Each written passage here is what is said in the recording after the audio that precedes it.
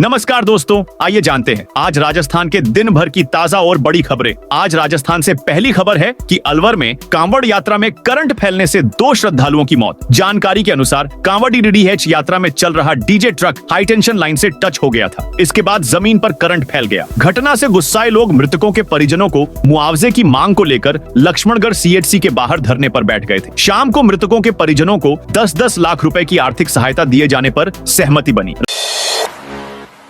Rajasthan high court में 7 नए न्यायाधीशों ने ली शपथ। राजस्थान हाईकोर्ट के इतिहास में बुधवार 23 जुलाई का दिन ऐतिहासिक रहा, जब जोधपुर मुख्य पीठ में 7 नवनियुक्त न्यायाधीशों ने शपथ ग्रहण की। मुख्य न्यायाधीश के औठार श्री राम ने आज इन्हें राजस्थान हाईकोर्ट में आयोजित समारोह में शपथ दिलाई। इन नवनियुक्त न्यायाधीशों में justice Sandeep Taneja, justice Baljinder Singh Sandhu, justice Bipin Gupta, justice Sanjeet Purohit, justice Ravi Chirania, justice Anuroop Singhi और जस्टिस संगीता शर्मा शामिल हैं। राजस्थान उच्च न्यायालय के इतिहास में जुलाई 2025 में न्यायाधीशों की संख्या एक नया रिकॉर्ड स्थापित कर चुकी है। इन 7 नए न्यायाधीशों के पदभार ग्रहण करने के साथ ही न्यायाधीशों की कुल संख्या 43 तक पहुंच चुकी है, जो अब तक की सर्वाधिक है।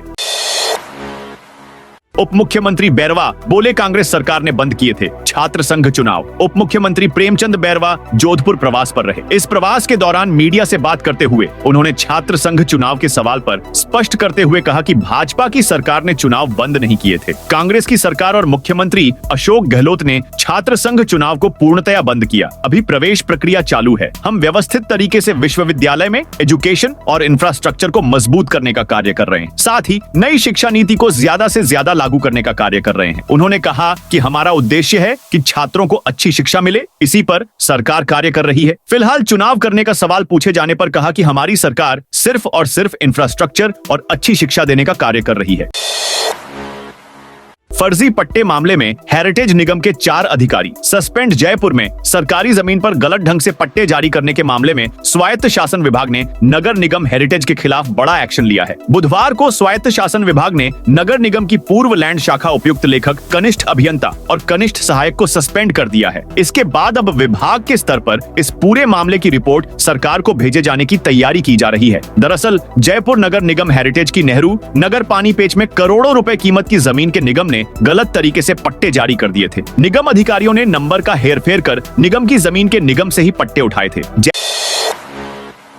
जैसलमेर में कांग्रेस ने स्मार्ट बिजली मीटर का किया विरोध। राजस्थान कांग्रेस कमेटी के निर्देशानुसार प्रदेश में लग रहे स्मार्ट बिजली मीटर तथा पंचायती राज चुनाव में देरी के विरोध में जिला कांग्रेस कमेटी जैसलमेर ने बुधवार को विरोध प्रदर्शन किया। इस दौरान कांग्रेसियों ने शहर भर में जुलूस निकाला और कलेक्टर ऑफिस पहुंचे, जहां जिला कलेक्टर को ज्ञापन भी सौंपा। कांग्रेस जिलाध्यक्ष उम्मेद सिंह तंवर ने बताया, स्मार्ट बिजली मीटर व पंचायती राज चुनाव में देरी के विरोध में बुधवार को विरोध प्रदर्शन किया गया। पिछले 1.5 साल में जनता सरकार से तंग हो चुकी है। स्मार्ट मीटर के नाम पर गड्ढाबदे है झाला, कानून व्यवस्था के बुरे हाल और निकाय पंचायत चुनावों में देरी के चलते आमजन परेशान है। राजस्थान में हाउसिंग बोर्ड की जमीनें महंगी हुई। राजस्थान हाउसिंग बोर्ड ने प्रदेश में अपनी बसाई तमाम कॉलोनियों की जमीनों की दरों में इजाफा कर दिया है। बोर्ड ने आरक्षित दरों रिजर्व प्राइस को 8 से लेकर 44% तक बढ़ाया है। सबसे ज्यादा कीमतें राजधानी जयपुर में बढ़ाई है। जोधपुर, उदयपुर में जमीनों की दरों में 8 से 9% तक बढ़ोतरी की है। राजस्थान हाउसिंग बोर्ड से जारी नई आरक्षित दर की सूची में सबसे ज्यादा कीमतें इस बार जयपुर की वाटिका स्कीम की बढ़ाई गई है। यहाँ पहले आवासीय आरक्षित दर 4,890 रुपए प्रति वर्ग मीटर थी, जिसे 2,155 रुपए करीब 44% बढ़ाकर अब 2,155 रुपए प्रति वर्ग मीटर हो गया है। 7,045 रुपए प्रति वर्ग मीटर कर दिया। चिकन रेट पर विवाद, चाचा भतीजे की हत्या का आरोपी गिरफ्तार। अजमेर में मीट शॉप पर हुई चाकूबाजी के बाद चाचा भतीजे की मौत हो गई। हत्या के मामले में पुलिस ने कार्रवाई करते हुए एक और आरोपी को गिरफ्तार किया है। पुलिस गिरफ्तार आरोपी से पूछताछ कर रही है। मामले में फरार अन्य आरोपियों को लेकर पुलिस दबिश दे रही है। पूर्व में रामगंज थाना पुलिस ने 4 आरोपियों को गिरफ्तार किया था। थाना प्रभारी डॉक्टर रवीश सामरिया ने बताया कि टीम ने कार्रवाई करते हुए नई बस्ती खानपुरा निवासी मोहम्मद शफीक पुत्र अलाउद्दीन को गिरफ्तार किया है। मामले में चाचा भतीजे के परिवार वालों ने 14 आरोपियों के खिलाफ नामजद मुकदमा दर्ज करवाया था। मामले में फरार अन्य आरोपियों के बारे में पूछताछ की जा रही है।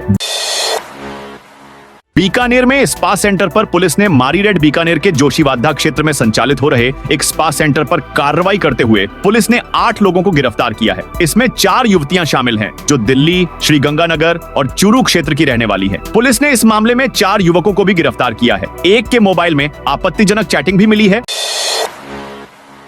चांदी की कीमत ने तोड़े अब तक के सभी रिकॉर्ड। सोने और चांदी की कीमत ने एक बार फिर सभी रिकॉर्ड तोड़ दिए हैं। अंतर्राष्ट्रीय बाजार में जारी बदलाव के बाद बुधवार को भारतीय सर्राफा बाजार में तेजी आई है। इसके बाद स्टैंडर्ड सोने की कीमत 1,000 रुपए बढ़कर 1,03,000 रुपए के शिखर पर पहुंच गई है। वहीं चांदी प्रति किलो की कीमत में 1,500 रुपए की रिकॉर्ड तेजी आई है। इसके बाद प्रति किलो चांदी की कीमत इतिहास में पहली बार 1,18,500 रुपए के ऑल टाइम हाई पर पहुंच गई है।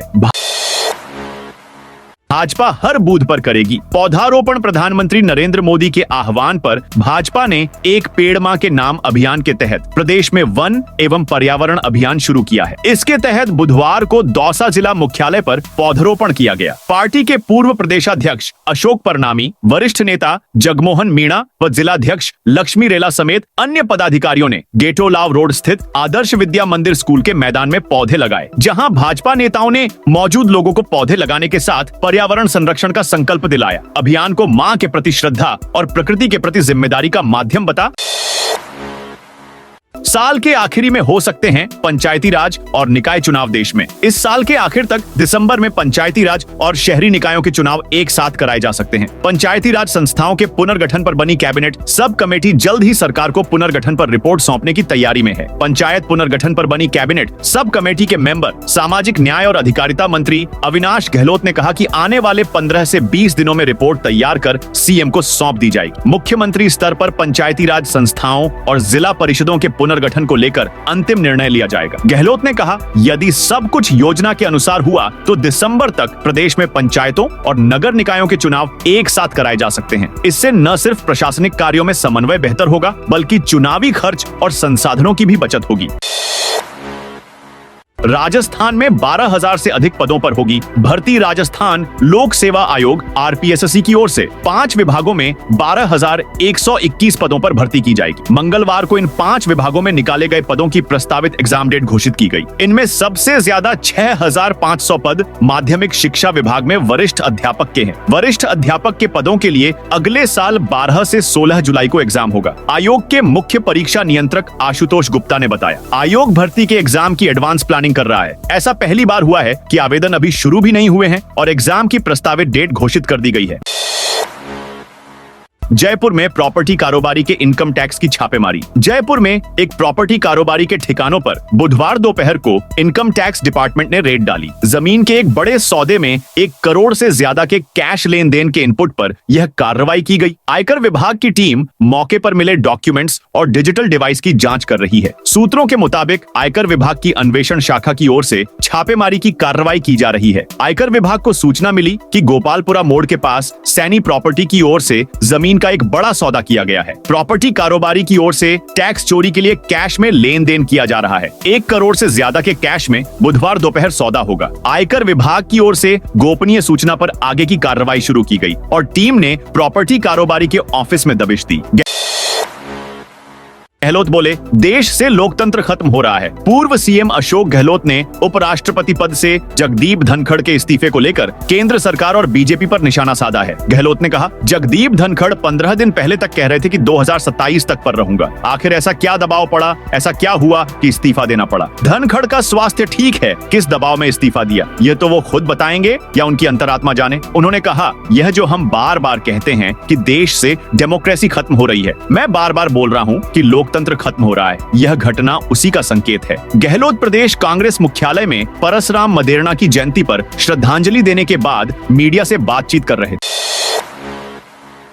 विकास दिव्य कीर्ति को हाई कोर्ट से राहत मिल गई है। जस्टिस समीर जैन की एकलपीठ ने मामले में अग्रिम कार्रवाई करने पर अंतरिम रोक लगा दी है। विकास दिव्य कीर्ति के वकील पुनीत सिंघवी ने कहा, हमने अपील में कहा था कि हमने किसी की भावना को आहत नहीं किया है। अजमेर न्यायिक मजिस्ट्रेट कोर्ट ने हमारे खिलाफ जो क्रिमिनल प्रोसीडिंग शुरू की है वो गलत है। उन्होंने कहा, हमारा इरादा किसी की भी भावनाओं को आहत करने का नहीं था। इस मामले में जिस वीडियो की बात की जा रही है उसे भी तोड़ मरोड़ कर पेश किया गया है। इस तरह की कार्रवाई फ्रीडम ऑफ स्पीच के के अधिकार को बाधित करती है। निचली अदालत ने इस पूरे मामले में कानूनी रूप से पूरे प्रोसेस को भी फॉलो नहीं किया है।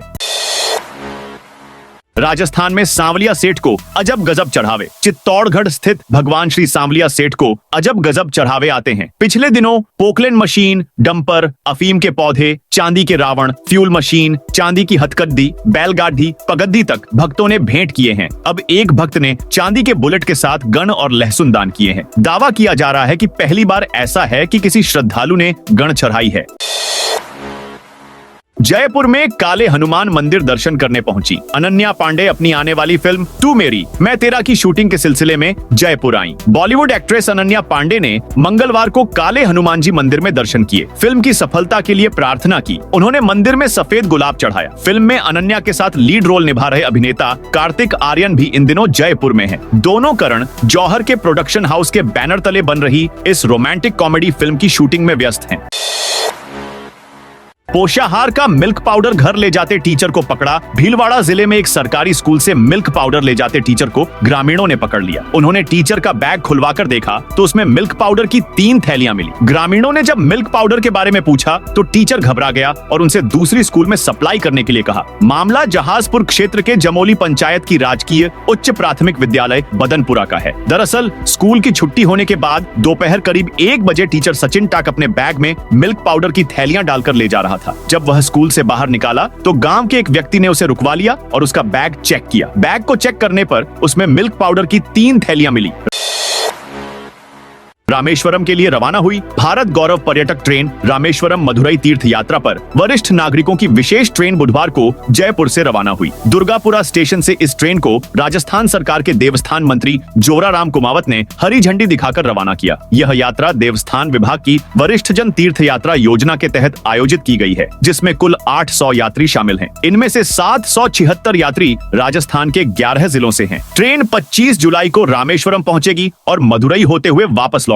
ट्रेन रवाना करने से पहले आयोजित कार्यक्रम में देवस्थान मंत्री ने कहा कि भारतीय हिंदू समाज में तीर्थ स्थलों की विशेष महिमा रही है।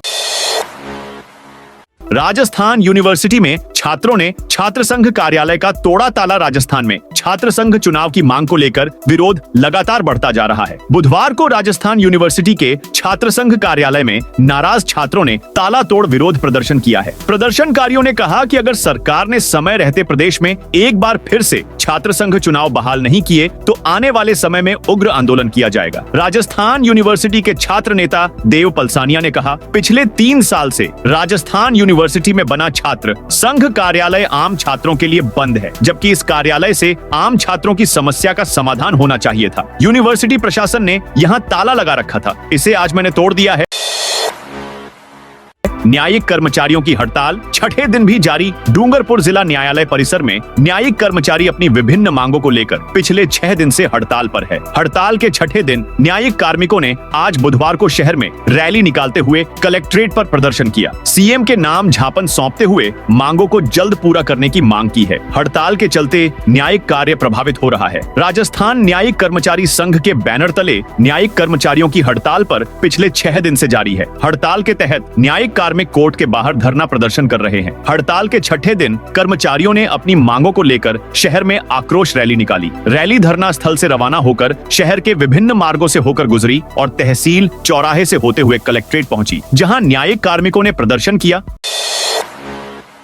खाद्य विभाग ने 566 लोगों को दिया नोटिस गिव अप। अभियान की डेट बार बार आगे बढ़ाने के बाद भी अपात्र लोग खाद्य सुरक्षा योजना से नाम नहीं हटा रहे हैं। दौसा जिले के 566 अपात्र लोगों ने खाद्य सुरक्षा योजना से अपना नाम नहीं हटवाया है, जिन्हें नोटिस जारी कर 30 जनवरी तक योजना से स्वेच्छा से नाम हटवाने के लिए कहा गया है। नोटिस के बावजूद नाम नहीं हटवाने पर वसूली की कार्रवाई की जाएगी। इसके लिए खाद्य विभाग ने कार्रवाई शुरू कर दी है। जिला रसद अधिकारी मोहन लाल देव ने बताया कि खाद्य विभाग ने गिव अप अभियान के तहत सरकारी कर्मचारी, आयकर दाता, 1 लाख से ज्यादा वार्षिक आय, 4 पहिया निजी वाहन वाले अपात्र श्रेणी के परिवारों को स्वेच्छा से राष्ट्रीय खाद्य सुरक्षा योजना से नाम हटवाने के लिए 31 अगस्त तक अंतिम अवसर दिया है। इसके लिए आवेदन कर अपना नाम NFSA योजना से हटवा सकते हैं। नागौर में 26 जुलाई तक नहीं होगी बारिश। नागौर में बारिश का दौर थमने के बाद तापमान बढ़ने लगा है। उमस से लोगों के हाल बेहाल होने लगे हैं। आज सुबह से नागौर में बादलवाही का माहौल है। बारिश का दौर कमजोर पड़ने के बाद से आसमान में लगातार बादल छाए हुए हैं। नागौर के तापमान में बढ़ोतरी दर्ज की गई है। नागौर में फिलहाल अगले 4 दिन मौसम स्थिर रहने की संभावना है। इस दौरान हल्की हवा चल सकती है। अगले 3 दिन तक बरसात को लेकर कोई अलर्ट जारी नहीं किया गया है। जयपुर मौसम केंद्र ने शनिवार तक तापमान स्थिर रहने की संभावना जताई है। ज्यादातर समय बादल छाए रहेंगे। इसके बाद हल्की बारिश होने पर अधिकतम तापमान में करीब 2 से 3 डिग्री की गिरावट संभव है। मौसम एक्सपर्ट्स के अनुसार 26 जुलाई तक यही मौसम बना रहेगा। इस दौरान नागौर समेत पूरे अजमेर संभाग में हवाएं चलने की संभावना है। रविवार से फिर बारिश की गतिविधियां हो सकती हैं। तो दोस्तों, ये थी आज राजस्थान की बड़ी खबरें। आप इस वीडियो को कौन से जिले से देख रहे हैं, उस जिले का नाम जरूर बताइए।